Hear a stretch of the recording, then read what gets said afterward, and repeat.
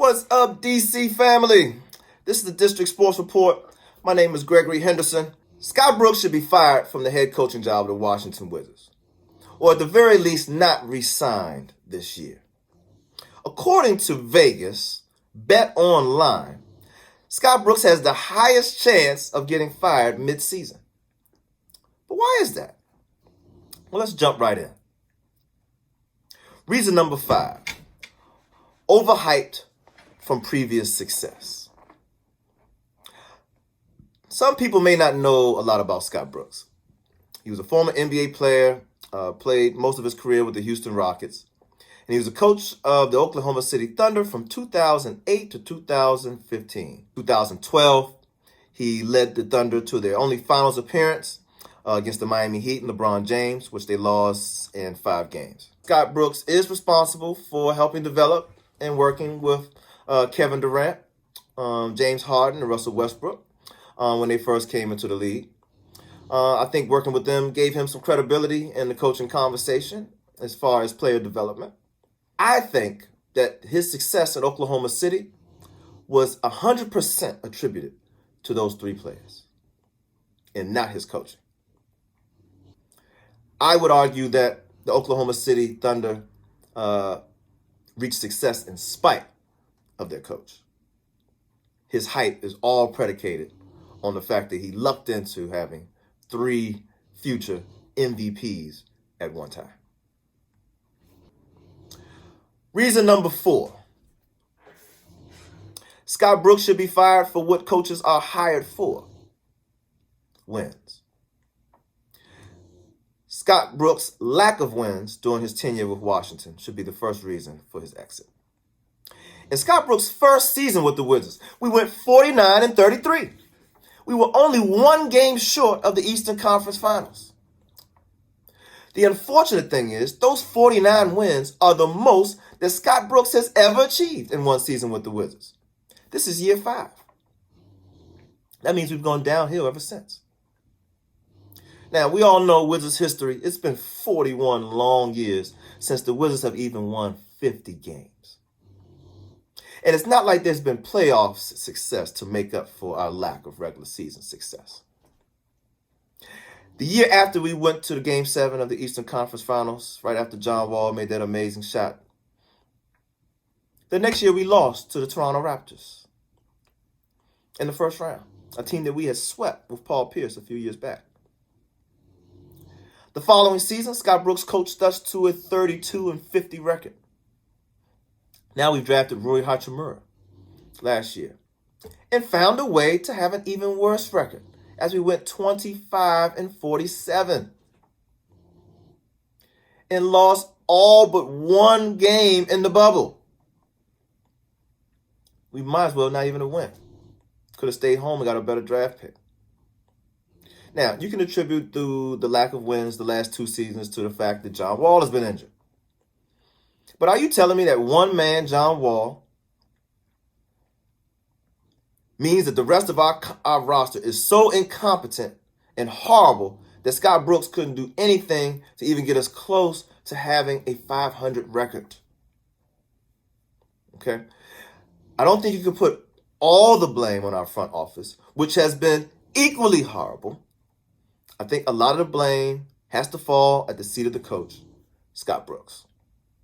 Reason number 3, bloated contract. Do you know that Scott Brooks is in the last year of a 5-year, $35 million deal? $7 million a year. This contract is highly overblown, and he is highly overpaid. Let's talk about the coaches that are comparable to his salary. Scott Brooks right now currently has the 4th highest salary in the NBA. He's currently tied with NBA champion Dallas Mavericks coach Rick Carlisle and New Pelicans coach Stan Van Gundy. The other 3 coaches that are paid more are Tom Thibodeau, Doc Rivers, Greg Popovich. Scott Brooks did win Coach of the Year, but he's had nowhere near as much success as the other 3 coaches getting paid more than him, and not quite the success of the coaches that are on the same level. Coaches such as Brad Stevens, Mike D'Antoni, who's now an assistant, Steve Kerr, were all getting paid less than Scott Brooks. Now, the money would be worth it if we were winning, folks. But we've had the number 9 pick 2 years in a row. The losing is not even translating to top 5 draft picks. And we are not making progress. All right? Bad contract needs to be the last year that we deal with that. Reason number 2. Scott's in-game substitutions and rotations. He just doesn't get it right. One thing that's incredibly notable about Scott Brooks and his time with the Oklahoma City Thunder was that they always had trouble finishing the game.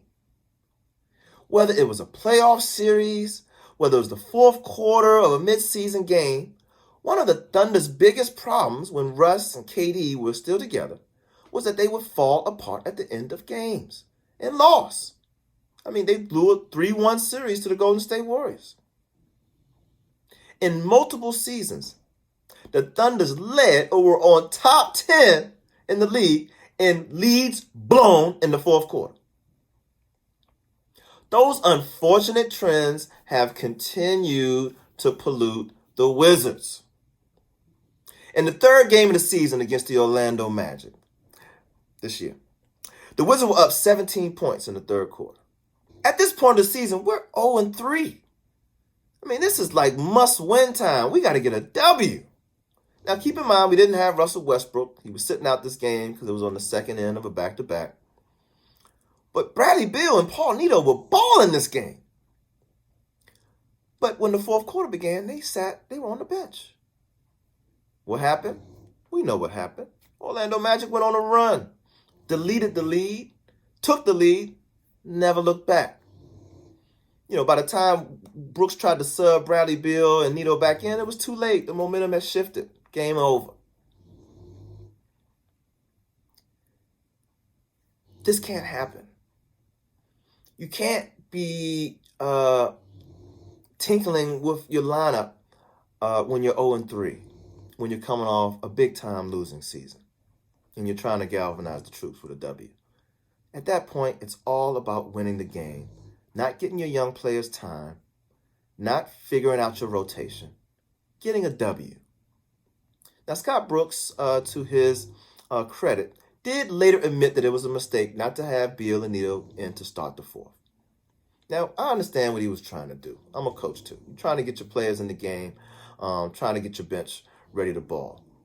But you can't give your star players rest during crunch time, especially when you're the Washington Wizards and wins come few and far between.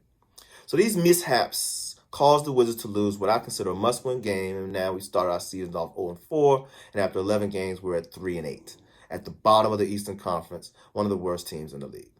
Number one reason why Scott Brooks should be let go and given his walking papers is actually one of the things that he preaches every year going into training camp. Defense, defense, defense. A coach's head job is to develop players, create game plans, and manage rotations. All of this to improve the team as a whole and to put the team in the best position to win. The truth is, Scott Brooks excels at certain parts of coaching. Don't get me wrong, he's not a terrible coach. I think he's a player coach. I think players enjoy playing for him. But he doesn't excel at some other parts, some parts that are really vital to winning. Defense. One of the biggest flaws about the Wizards currently, and Scott Brooks' coaching philosophy, is defense. The Wizards have one of the worst defenses in the league, and that's a known fact in every NBA locker room.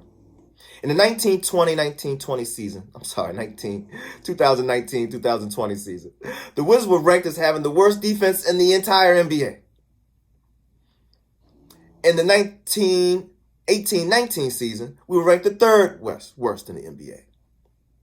The best we've been is this last season in 2017-18 when we had John Wall, we were ranked number 15. Keep in mind, we're getting worse and worse. Now, these rankings are not just biased opinions or the eye test, okay?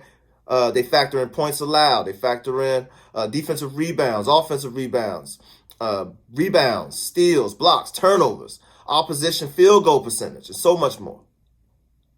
These subpar defensive ratings were there with the Oklahoma City Thunder.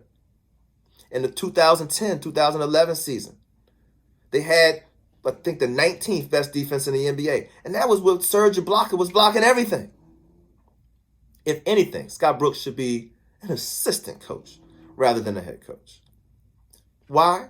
Because it's very clear that Brooks' greatest coaching strength is his ability to, connect with players, but it doesn't show out on the court as far as game planning, rotation management, and defensive execution. It's the last year of Scott Brooks' contract.